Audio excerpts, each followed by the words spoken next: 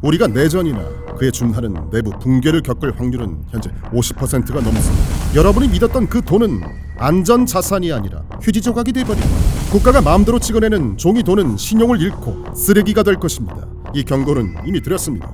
진짜 부를 지키려면 정부가 통제할 수 없는 금이나 실물 자산에 반드시 투자해야 합니다. 이 시대 글로벌 금융 분야에서 가장 영향력 있는 사상가 중 한 분인 레이 달리오를 모시게 되어서 정말 비범한 영광입니다. 달리오는 세계 최대 헤지펀드인 브리지워터 어소시에이츠의 설립자이며 1975년 그의 아파트에서 시작해서 현재는 약 220조 6,500억 원 이상 되는 자산운용 기업으로 키워냈습니다.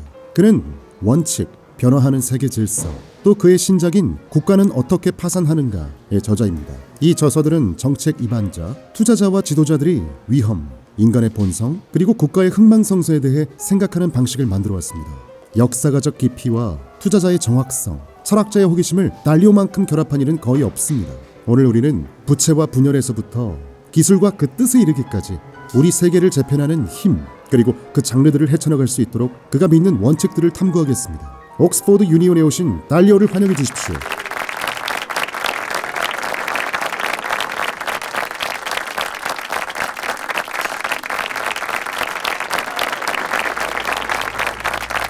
환영합니다.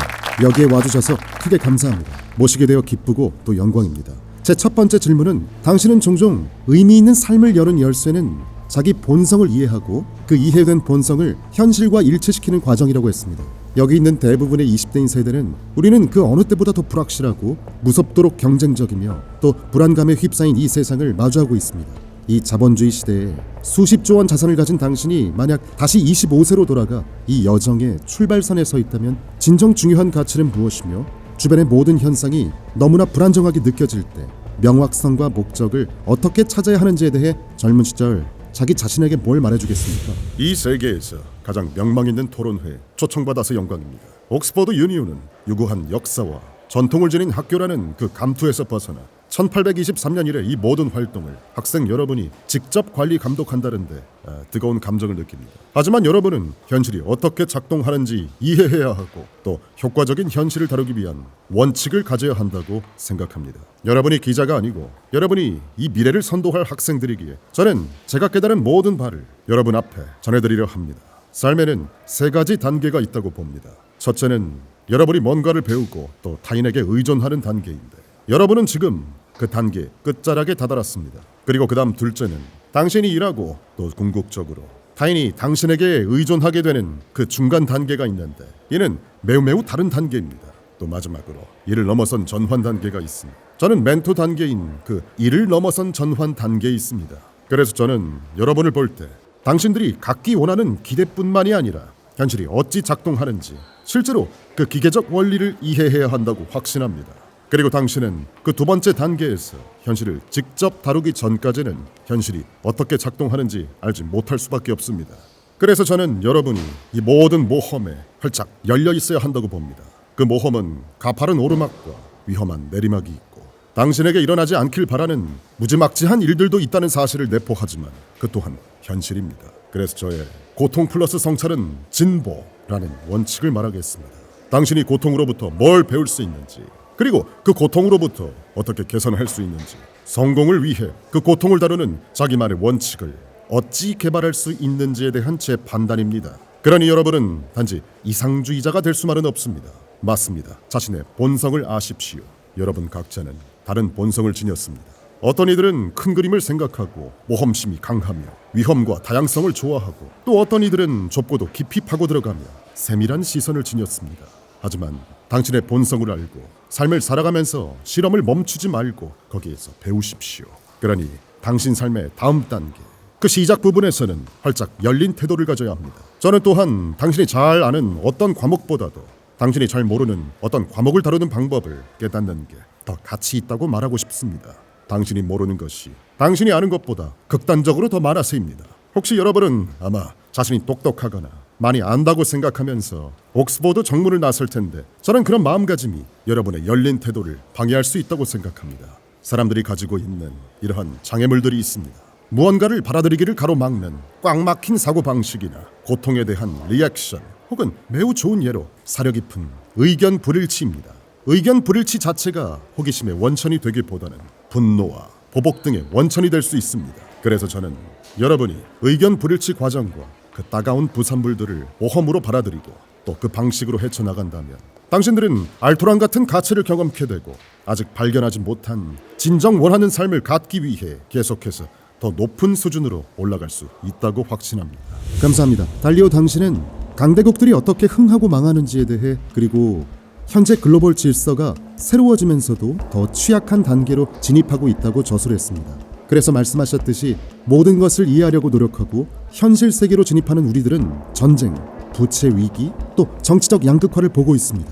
당신은 현재 이 세계 질서가 어떻게 변화하고 있다고 보는지, 그리고 우리가 살고 있는 이 새로운 시대를 이끌고 있는 게 무엇인지 설명해 주겠습니까? 네, 제가 역사를 연구해온 약간의 배경부터 전해드리겠습니다. 저는 초등학교 5학년쯤 주식시장 주변을 기웃거렸습니다. 그땐 제가 뭘 하고 있는지도 잘 몰랐지만 저는 골프장 캐디 알바로 번 돈을 몽땅 주식에 베팅했습니다. 22살인가 아무튼 1971년 8월 롱아일랜드 대학을 다니다 하버드 경영대학원으로 넘어갈 그 시점, 저는 뉴욕 증권거래소 플로어에서 주문표를 나르거나 기록하는 그 말단 직원이었습니다. 그리고 1971년 8월 15일 일요일 밤 닉슨 대통령은 미국이 돈에 대해 금을 지급하겠다는 그 의무를 불이행하겠다고 발표했습니다. 베트남전 등으로 인해 미국이 화폐를 너무 많이 찍어내니까 여타 국가들이 달러 가치를 의심하게 됐고 이미 소지하던 달러를 금으로 바꿔달라고 요구해댔죠. 당시의 돈은 곧 금을 의미했고 지폐는 곧 금 교환권에 불과했습니다.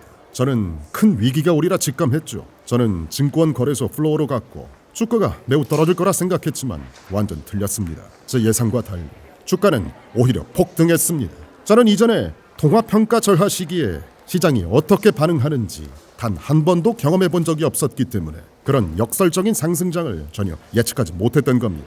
제게 역사가 필요해진 순간이었습니다. 그래서 저는 과거를 파고들었고 놀라운 사실을 발견했습니다.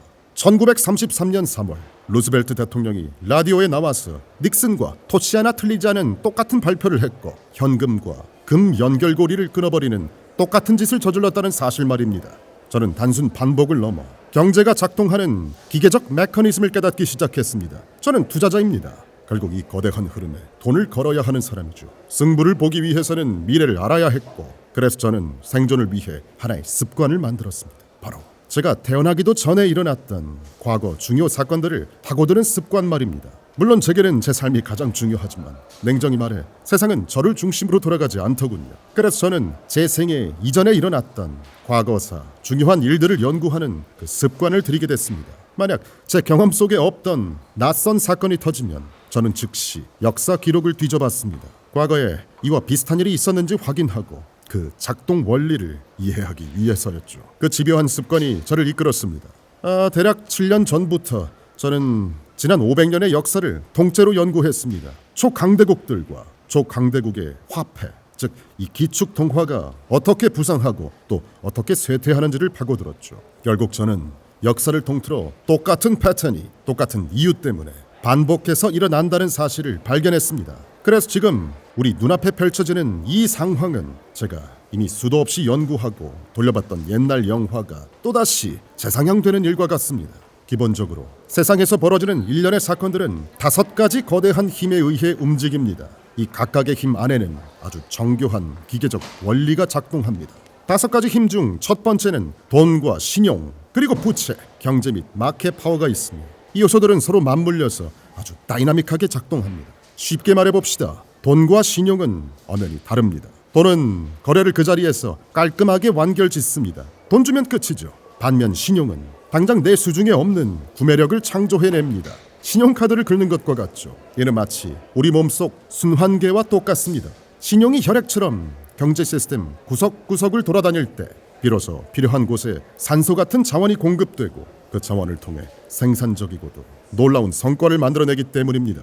만약 그 신용이 빚을 갚고도 남을 만큼 충분한 돈을 벌어다 준다면 그건 아주 훌륭한 생산적 부채가 됩니다. 하지만 반대 경우라면 원금과 이자를 갚아야 하는 부채 상환 부담이 우리가 다른 곳에 써야 할 지출까지 쥐어짜기 시작합니다. 분명한 바는 지금 이 메커니즘이 아주 강력하게 진행되고 있다는 사실입니다. 현재 수많은 국가들을 병들게 하는 핵심 이슈입니다. 다시 강조하지만 세상에서 벌어지는 이 일련의 사건들은 5가지 거대 동력에 의해 형성됩니다. 그 두 번째 힘은 앞서 말한 돈과 빚의 문제와 직결됩니다. 바로 부의 격차, 그리고 국가가 내부 질서를 유지하느냐 아니면 무질서로 무너지느냐 하는 문제죠. 빈부 격차가 극심해지면 사회는 필연적으로 쪼개집니다. 이 균열이 바로 서로를 적으로 규정하며 싸우는 좌파와 우파의 대립을 만들어냅니다. 자본주의는 자연스럽게 돈이 되는 혁신과 창의성을 만들어내고 또 자연스럽게 투자 광풍인 버블을 만들어내며 또한 자연스럽게 더 높은 빌딩이나 편리한 인프라처럼 우리네 생활 수준을 높여주기도 하지만 또한 동시에 자연스럽게 극심한 부의 쏠림 또한 만들어냅니다. 왜냐하면 자본을 쥐고 있거나 돈 버는 능력을 가진 소수가 압도적으로 더 큰 부를 가져갈 수밖에 없는 구조적 포지션에 서 있기 때문입니다. 우리는 지금 이 살벌한 메커니즘이 우리 눈앞에서 실제로 작동하는 광경을 목격하고 있습니다. 여러분은 모두 증인입니다. 물론 과거와 디테일은 다르지만 본질은 똑같습니다. 결국 좌파와 우파, 양쪽 진영은 서로를 향해 극단으로 치닫게 되고 마침내 대화나 타협이 불가능한 지점, 즉 화해할 수 없는 차이라는 막다른 골목에서 교통사고 나게 됩니다. 이 지점에 이르면 민주주의 시스템 자체가 위협받습니다. 고대 철학자 플라톤도 그의 저서인 국가에서 이런 혼란 끝에 결국 독재자가 등장한다라고 이미 경고했었죠. 이것이 바로 두 번째 힘의 실체입니다. 가진 자와 못 가진 자의 돈의 격차, 그리고 서로 다른 믿음과 생각의 격차가 대중의 분노를 먹고 자라는 좌우파의 포퓰리즘 정치를 탄생시킵니다. 또 한 번 강조하지만 세상에서 벌어지는 일련의 사건들은 5가지 거대한 힘에 의해 형성됩니다. 그 세 번째 힘은 바로 세계 질서가 근본적으로 변하고 있다는 점입니다. 핵심은 극적으로 단순합니다. 과연 누가 주도권을 쥐고 있는가라는 문제입니다. 결국 주도권을 놓고 싸움이 벌어지고 거기서 승리한 자가 새로운 규칙, 즉 새로운 세계 질서를 만들게 됩니다. 역사적으로 이 일이 명확히 벌어졌던 때가 바로 1944년입니다. 1944년 기존 질서가 무너지고 새로운 통화 시스템이 합의되었고 1945년 전쟁이 끝나면서 새로운 세계 질서가 시작됐습니다. 이때 우리는 다자주의라는 시스템을 만들었습니다. 승전국 홀로 독단적으로 결정하는 게 아니라 유엔이나 세계은행, 세계무역기구 같은 국제기구를 통해 대화와 합의로 이 세상을 운영하려 했죠. 하지만 지금 우리는 이 시스템이 붕괴하는 광경을 목도합니다. 대화와 규칙이 통하던 다자적 질서는 붕괴되고 이제는 힘이 곧 정의, 이것이 되는 철저한 자국 이기주의 시대로 진입했습니다. 네 번째 거대한 힘은 인력으로는 어쩔 수 없는 자연적 위력입니다. 역사를 냉정히 돌이켜보면 가뭄이나 홍수, 그리고 팬데믹은 인간이 일으킨 그 어떤 참혹한 전쟁보다 훨씬 더 많은 목숨을 앗아갔고 더 많은 문명을 무너뜨렸습니다. 머리 갈 것도 없습니다. 최근 코로나19 하나만으로 전 세계 공식 사망자만 약 700만 명이 넘습니다. 웬만한 전쟁의 희생자 수를 압도하는 수치입니다.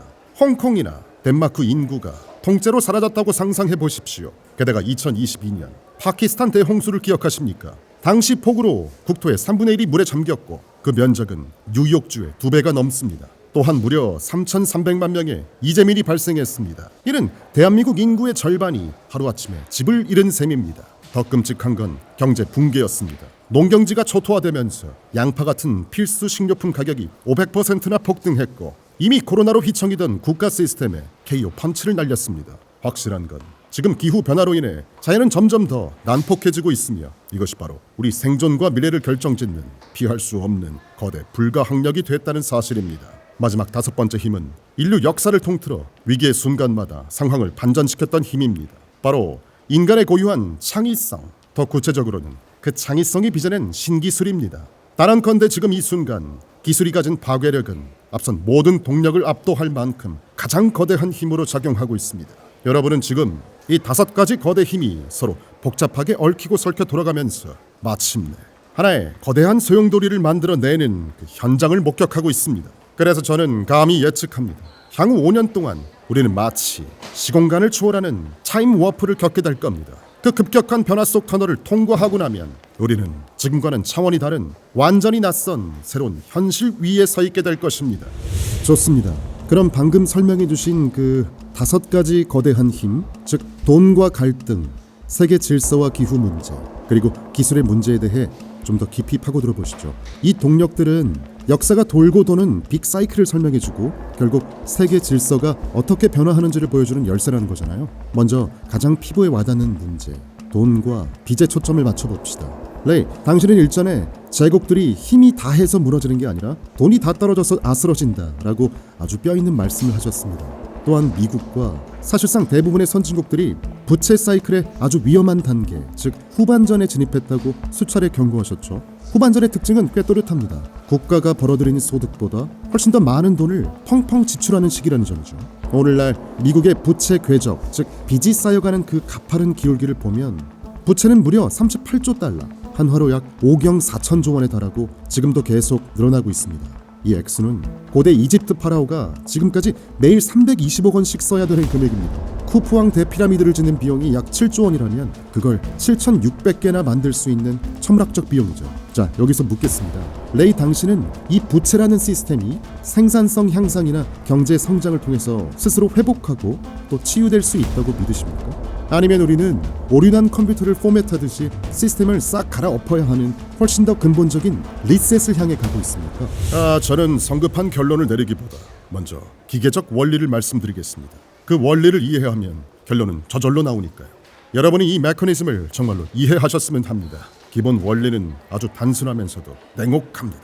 부채, 즉 빚이 소득보다 더 빠르게 늘어나면 어떻게 될까요? 특히 지금 미국 정부처럼 빚더미에 앉은 경우라면요. 당연히 원금도 갚고 이자도 내는 개념, 즉 부채 상환 비용이 눈덩이처럼 불어나게 되고 결국 이 비용이 우리가 써야 할 다른 필수적인 지출들을 쥐어짜고 압박하기 시작합니다. 즉 빚이 무섭게 불어나는 데에는 분명한 한계선이 있다는 뜻입니다. 그리고 그 한계점에 도달하면 돈의 가장 중요한 기능 중 하나가 위협받게 됩니다. 바로 돈은 당장 물건을 바꾸는 교환 수단이기도 하지만 내 재산을 지켜주는 부의 저장 수단이어야 합니다. 그런데 여기서 착각하지 마십시오. 여러분이 돈을 저축한다는 건 금고에 돈을 보관하는 게 아니라 사실은 은행이나 국가가 여러분에게 갚아야 할 빚을 갖고 있는 상태입니다. 만약 국가가 빚이 너무 많아서 감당이 안 된다면 국가는 돈을 마구마구 찍어내서 갚아버립니다. 그럼 어떻게 될까요? 화폐 가치는 돈값이 되고 여러분이 믿었던 그 돈은 안전 자산이 아니라 휴지 조각이 돼버립니다. 결국 근본적인 의심이 싹트기 시작합니다. 과연 이게 안전한 부의 저장 수단이 맞을까 하고 말이죠. 경제의 기본 원칙을 다시 상기해 봅시다. 나의 빚은 곧 당신의 자산입니다. 반대로 뒤집어 보죠. 당신의 빚은 곧 나의 자산입니다. 그런데 내가 갚아야 할 빚이 감당 불가능할 정도로 많다면 내 빚 문서를 자산이라고 들고 있는 당신은 슬슬 불안해지겠죠. 이거 진짜 안전한 거 맞나? 나중에 종이 조각 되는 거 아니야? 라는 불신이 생기게 됩니다. 특히 지금 우리가 목격하는 이 혼란스러운 상황, 즉 국가 내부에서는 좌파와 우파가 피 터지게 싸우고 국가 간에는 이 제재라는 무기, 돈줄 죄기라는 그 무기를 꺼내드는 상황에선 불안감이 극에 달합니다. 미국에게 돈을 빌려준 최대 큰 손, 바로 중국을 예로 들어봅시다. 중국은 세계의 공장으로서 매년 미국의 물건을 팔아 약 400조 원이 넘는 막대한 달러를 벌어들입니다. 그리고 그 돈으로 다시 미국의 빚, 즉 국채를 사줬습니다. 이자도 받고 신뢰도 커지니 수출 경쟁력을 지키는 나름 공생관계였죠. 하지만 중국은 바보가 아닙니다. 역사를 꿰뚫고 있죠. 지금 중국은 뼈저리게 느끼고 있습니다. 만약 미국과 사이가 틀어지면 미국이 금융제재라는 칼을 빼들어서 중국이 가진 미국 채권을 자산 동결시킬 수 있다는 사실을 말입니다. 여기서 동결이란 물가를 묶어둔다는 게 아닙니다. 말 그대로 중국의 계좌를 꽁꽁 얼려서 단 1달러도 꺼내 쓰지 못하게 완전 정지시켜버리겠다는 뜻입니다. 내 돈이 인질이 되는 거죠. 돈을 빌려준 갑이 오히려 돈 떼일까봐 벌벌 떠는 기막힌 역설이 발생한 겁니다. 그러니 어떻게 하겠습니까? 탈출하는 겁니다. 갖고 있는 미국 빚 문서를 서둘러 받아치우려는 움직임이 일어납니다. 이 프레임은 비단 중국에 국한되지 않습니다. 영국도 프랑스도 전 세계 곳곳에서 똑같이 벌어지고 있는 거대 흐름입니다. 결론은 명확합니다. 더 이상 국가의 채권, 국가의 빚 문서를 믿지 못하겠다는 얘기입니다. 그래서 사람들은 가짜 돈을 버리고 수천 년간 가치가 변치 않는 진짜 돈, 즉 금으로 이동 중입니다. 시세를 볼까요? 2015년에 한 돈당 16만 원이던 금값이 불과 10년 만에 50만 원을 훌쩍 넘겼습니다. 여기서 놓치지 말아야 할 중대 사실은 금이 대단해진 게 아닙니다. 우리가 믿었던 돈이 그만큼 쓰레기가 된 겁니다. 금은 인류 역사상 가장 오래된 영원한 진짜 돈입니다. 그래서 지금 전 세계가 약속이나 한 듯이 종이 쪼가리가 될지도 모를 국채를 내다 팔고 금을 사재기하고 있습니다. 여러분은 지금 단순한 투자 흐름을 보고 있는 게 아닙니다. 시장의 판도가 완전히 뒤집히고 철석같이 믿었던 신용 시스템에 심각한 크랙이 가기 시작하는 바로 그 위기의 현장을 목격하고 있는 겁니다. 이 시국은 특정 국가만의 문제가 아닙니다. 지금 우리가 서 있는 영국은 물론이고 프랑스, 미국까지 소위 선진국이라 불리는 모든 나라들이 똑같은 거대한 악순환에 빠져 허우적대고 있습니다. 자, 상황이 이렇습니다. 만약 여러분이 이 난국을 타개해야 할 국가 지도자라면 과연 무엇을 할 수 있을까요? 선택지는 딱 세 가지뿐입니다. 첫째, 세금을 왕창 올리시겠습니까? 말처럼 쉽지 않습니다. 세금을 때리면 부자들은 가만히 있지 않습니다. 그들은 짐을 싸서 세금이 싼 나라로 이민을 가버립니다. 세금 좀 더 거두려다 아예 세금 낼 물줄을 영영 잃어버리는 꼴이 되죠. 둘째, 그럼 지출을 줄이시겠습니까? 이게 제일 골치 아픕니다. 누구 돈을 뺏을 겁니까? 정부 지출의 대부분은 연금이나 복지처럼 당장 국가 지원이 없으면 죽고 마는 서민들을 위한 돈입니다. 이걸 삭감한다. 당장 폭동이 일어날 겁니다. 셋째, 이도저도 아니면 그냥 빚을 더 내서 구멍을 메우는 적자 운영, 즉 카드 돌려막기를 계속하시겠습니까? 이게 얼마나 풀기 어려운 문제인지. 영국을 보십시오. 지난 5년 동안 총리를 무려 4명이나 갈아치웠습니다. 테레사 메이, 보리스 존슨, 경제를 살리겠다더니 49일 만에 쫓겨난 리스 트러스, 그리고 리시 수낙까지 다들 거창한 약속을 들고 나왔지만 결국 돈이 없는 이 지독한 딜레마를 이기지 못하고 무너진 겁니다. 자, 이것이 바로 제가 말하는 기계적 원리의 민낯입니다. 오해하지 마십시오. 저는 지금 보수니 진보니 하는 정치 이데올로기를 말하는 게 아닙니다. 단지 돈과 경제라는 이 기계가 실제로 어떻게 작동하는지 그 팩트만을 전달하고 있을 뿐입니다. 좋습니다. 그럼 그 고장난 기계를 고쳐야 한다고 가정해 봅시다. 만약 당신이 지금 미국의 돈줄을 쥐고 있는 재무장관이나 연준 의장 자리에 앉아 있다면 당장 무엇을 1순위로 선택하겠습니까? 첫째, 국민에게 욕을 먹더라도 나라 살림을 줄이고 허리띠를 꽉 졸라매는 긴축입니까? 둘째, 아니면 빚을 더 내더라도 경제를 키우기 위해서 과감하게 돈을 쓰는 투자입니까? 셋째, 그것도 아니면 땜질 처방으로는 안 되니까 아예 지금의 달러 시스템 판 자체를 싹 다 갈아엎으시겠습니까? 왜냐하면 이미 말씀하셨듯이 우리가 보고 있는 부채 수준은 현재 지속 불가능하기 때문입니다. 그 끝에는 과거 1930년대 유럽이 겪었던 것 같은 내전이나 국가 시스템이 완전히 멈춰서는 총체적 마비 상태가 기다리고 있을 겁니다. 그래서 우리에겐 그냥 중도가 아니라 강력한 힘을 가진 중도가 필요합니다. 왜냐고요? 앞으로 우리가 해야 할 일들은 국민 누구도 반기지 않을 고통스럽고 인기 없는 개혁들이기 때문입니다. 해법은 한 가지가 아닙니다. 어느 한쪽에서만 쥐어짜서는 안 됩니다. 모든 수단을 조금씩 골고루 섞는 황금 비율이 필요합니다. 예를 들어 세금을 볼까요? 무작정 부자 증세를 외칠 게 아니라 세금의 작동 원리를 철저히 따져봐야 합니다. 복잡한 세목 하나하나 따지면 끝이 없으니까 큰 틀에서 단순한 숫자로만 시뮬레이션 해봅시다. 만약 우리가 전반적으로 세금을 4% 정도 올리고 동시에 정부 지출을 4% 줄인다면 어떻게 될까요? 놀라운 효과가 발생합니다. 당장 재정 적자가 줄어드는 건 물론이고 빚이 줄어드니 덩달아 나가야 할 이자 비용까지 확 줄어들게 됩니다. 이 이중 효과 덕분에 우리는 재정 적자를 GDP 대비 3% 수준까지 낮출 수 있었습니다. 이 3%라는 숫자가 왜 중요할까요? 국가가 파산하지 않고 지속 가능하게 버틸 수 있는 최소한의 마지노선이기 때문입니다. 하지만 주의해야 합니다. 변화를 주되 시장이라는 생태계를 파괴할 만큼 과격해서는 안 됩니다. 여기서 우리가 직면한 가장 큰 난제는 부가 진짜 돈보다 비정상적으로 비대해졌다는 사실입니다. 사람들은 이 둘을 구분하지 못합니다. 명심하십시오. 부는 돈이 아닙니다. 부는 그저 종이 위에 적힌 평가액일 뿐입니다. 예를 들어보죠. 어떤 청년이 AI 스타트업을 창업해서 대박이 났습니다. 투자자들은 이 회사의 가치를 약 1조 4천억 원, 즉 유니콘 기업이라고 평가합니다. 창업자는 하루아침에 억만장자가 됩니다. 세상 모든 사람도 그를 부자라고 부르죠. 하지만 냉정히 봅시다. 그의 통장에 진짜 10억 달러의 현찰이 들어있습니까? 아니요. 그건 주식을 팔았을 때나 만질 수 있는 가상의 숫자일 뿐입니다. 그런데 지금 세상은 이 가짜 부가 실제 존재하는 진짜 돈보다 무려 850%, 즉 8.5배나 더 많습니다. 쉽게 말해 아파트 값은 수십억인데 정작 시장에 그 집을 사줄 현금은 턱없이 부족한 상황. 그게 바로 지금 세계 경제의 실체입니다. 문제는 여기서 발생합니다. 정부가 이 가짜 부에 세금을 매기겠다고 덤비는 순간 엄청난 위험이 따릅니다. 왜냐고요? 말씀드렸듯이 그들에겐 현금이 없으니까요. 세금을 내려면 결국 주식이든 부동산이든 팔아야 하는데 너도 나도 팔기 시작하면 어떻게 되겠습니까? 시장은 폭락하고 겨우 지탱하던 버블은 팡 하고 터져버릴 겁니다. 빈대 잡으려다 초가삼간 다 태우는 격이죠. 그래서 저는 아주 신중하게 접근해야 한다고 봅니다. 바로 미실현 자본 이득, 즉 아직 팔지도 않아서 내 손에 들어오지도 않은 장부상 이익에 과세할 때의 이야기입니다. 물론 많은 부자가 이 방식으로 부를 축적합니다. 하지만 무작정 뺏을 수는 없습니다. 제 계산상 시스템을 붕괴시키지 않으면서 거둘 수 있는 최대치는 아마 자산 가치의 딱 5% 정도일 겁니다. 그 이상은 위험합니다. 결론적으로 이 문제는 정치 싸움으로 풀 수 없습니다. 좌파와 우파가 머리를 맞대는 초당적 협력이 필수입니다. 이념을 떠나 기계가 고장나지 않게 고칠 수 있는 초당적 위원회를 만들어야 합니다. 하지만 솔직히 말씀드리죠. 정치인들이 서로 손을 잡고 이 문제를 해결한다.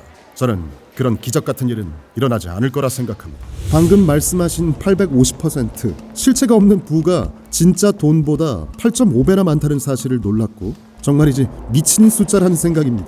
자, 그럼 아까 스치듯 언급하신 초당적 협력, 그 정치 얘기로 마무리 지어봅시다. 레이는 늘 이렇게 경고하셨죠. 미국의 가장 치명적인 적은 중국도 아니고 산더미 같은 부채도 아니다. 진짜 위협은 서로를 죽일 듯이 미워하며 싸우는 우리 내부의 분열이다 라고요. 지금 우리가 목격하는 이 끔찍한 양극화는 단순히 여당과 야당의 싸움 수준이 아닙니다. 서로가 꿈꾸는 세상, 즉 세계관 자체가 완전히 찢어져 버린 상태입니다. 그렇다면 레이, 당신의 역사 사이클 관점에서 볼 때 우리는 지금 정확히 어느 단계에 와 있는 겁니까? 미국과 서방 세계는 여전히 대화를 통해서 시스템을 고쳤을 마지막 자정 능력이 남아 있습니까? 아니면 역사가 늘 그래왔듯 결국 혁명이나 피를 부르는 내전으로 끝날 수밖에 없는 그 되돌릴 수 없는 파국의 입구에 이미 들어서 있는 겁니까? 솔직하고 냉정하게 말씀드리겠습니다. 역사적 사이클로 봤을 때 우리가 내전이나 그에 준하는 내부 붕괴를 겪을 확률은 현재 50%가 넘습니다. 그냥 하는 소리가 아닙니다. 이 거대한 싸움에는 멈추지 않는 연료가 공급되고 있기 때문입니다. 바로 앞서 말한 극심한 빈부격차입니다. 기계적 원리는 아주 단순합니다. 가진 자와 못 가진 자의 격차가 극도로 벌어진 상태에서 경제가 어려워지면 어떻게 될까요? 사람들은 대화나 타협을 원치 않습니다. 그들은 자신의 분노를 대신 터뜨려줄 강력한 싸움꾼을 원하게 됩니다. 이것이 바로 포퓰리즘의 본질입니다. 지금 미국을 보십시오. 어떤 리더가 나옵니까? 나는 당신을 위해 싸우겠다. 저 적들을 부숴버리겠다. 라고 말하는 사람들 뿐입니다. 그 누구도 우리가 함께 화합합시다. 라고 말하지 않습니다. 왜냐고요? 지금 대중은 그런 유약한 리더를 원치 않기 때문입니다. 결국 중도는 설 자리를 잃고 사라집니다. 오직 적과 나만 남은 세상, 이 상태가 지속되면 그 끝은 필연적으로 민주주의의 시스템 붕괴, 즉 내전일 수밖에 없습니다. 안팎으로 위기입니다.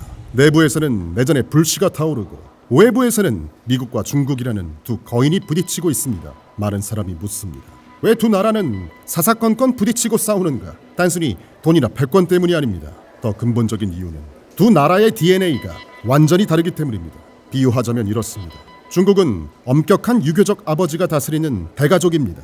가장 중요한 가치는 질서와 집단입니다. 아버지가 결정하면 가족 구성원은 군말 없이 따릅니다. 어른이 말씀하시는데 어디서 말대꾸야? 이게 바로 중국의 탑다운 방식입니다.